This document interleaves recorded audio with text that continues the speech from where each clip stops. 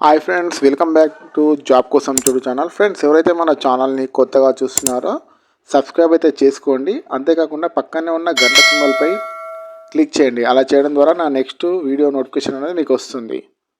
Friends, గతంలో ఎవరైతే డిఎస్సికి అప్లై చేశారో వారు మళ్ళీ అప్లై చేయడానికి అప్లికేషన్ ఛార్జెస్ ఏమైనా చెల్లించాలా లేదా అనేది ఈ వీడియోలో చెప్పబోతున్నాను.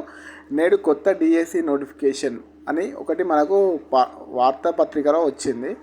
పాత నోటిఫికేషన్ రద్దు చేసిన పాఠశాల విద్యాశాఖ 11,062 పోస్టుల భర్తీకి ప్రభుత్వ నిర్ణయం అని మనకు ఈరోజు పేపర్లో అయితే రావడం జరిగింది. దీనిపైన మనం మాట్లాడుకుందాము. ఓకేనా ఫ్రెండ్స్? అంతేకాకుండా మనకి ఈరోజు నోటిఫికేషన్ ఇస్తామని కీలక ప్రకటన చేసింది. గతంలో ఇచ్చిన డిఎస్సి నోటిఫికేషన్ రద్దు చేస్తున్నట్టు పాఠశాల విద్యా కమిషన్ దేవసేన బుధవారం ఒక ప్రకటనలో తెలిపారు.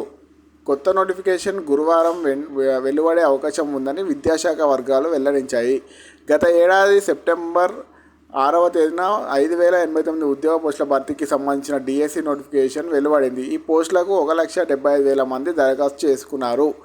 అయితే పరీక్షను నిర్వహించాలనుకున్న తేదీల్లోనే అసెంబ్లీ ఎన్నికల తేదీలు రావడంతో డిఎస్సి పరీక్ష వాయిదా వేశారు.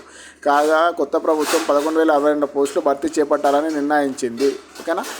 దీనికి సంబంధించి గత డిఎస్సి కోసం దరఖాస్తు చేసిన అభ్యర్థులు తిరిగి దరఖాస్తు చెల్లించాల్సిన అవసరం లేదు అని బుధవారం నాటి ప్రకటనలో స్పష్టం చేసింది. ఓకేనా ఫ్రెండ్స్? ఎవరైతే గతంలో అప్లై చేస్తారో వారికి మళ్ళీ అప్లికేషన్ ఛార్జెస్ అనేది ఉండవు. వాళ్ళు జస్ట్ అప్లై చేసుకుంటే సరిపోతుంది.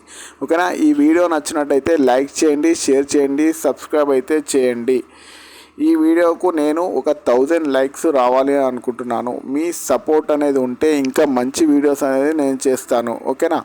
ఈరోజు డిఎస్సికి సంబంధించిన నోటిఫికేషన్ అనేది ఖచ్చితంగా వస్తుందని ఆశిద్దాం.